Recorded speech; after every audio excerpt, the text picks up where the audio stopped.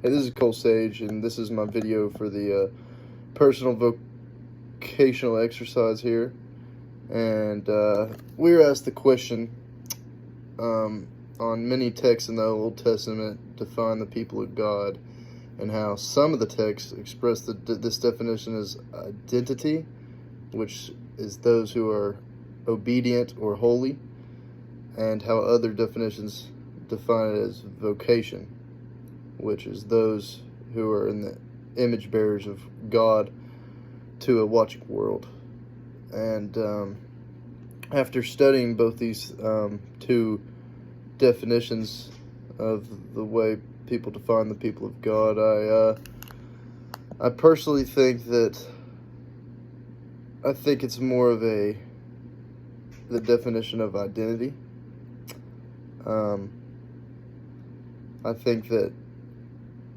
I think that this is the true aspiration of what it means to be a Christian, is how you live a religious life. You follow what God's commands, you do what God says, and you live a holy life. Let the light of the Lord shine, and let people, it shouldn't be a question to people, they should tell by the way you are and the way you act that you are a people of God. And when you look at this, when you talk about identity, it says it's described as the sense of self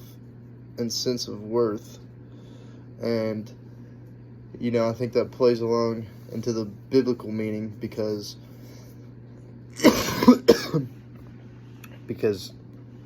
having sense of worth as a Christian, you're going to be obedient to God. You're going to do what He says. You're going to live a holy life, and that's part of having a good sense of self and knowing what's right, and sense of worth and knowing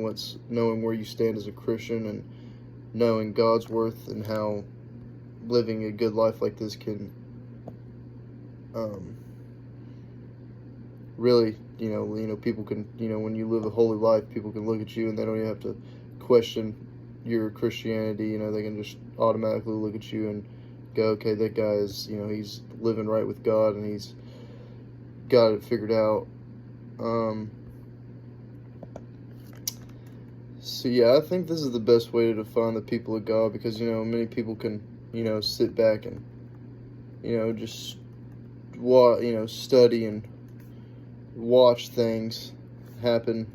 when it comes to religious standpoints, but being obedient to this,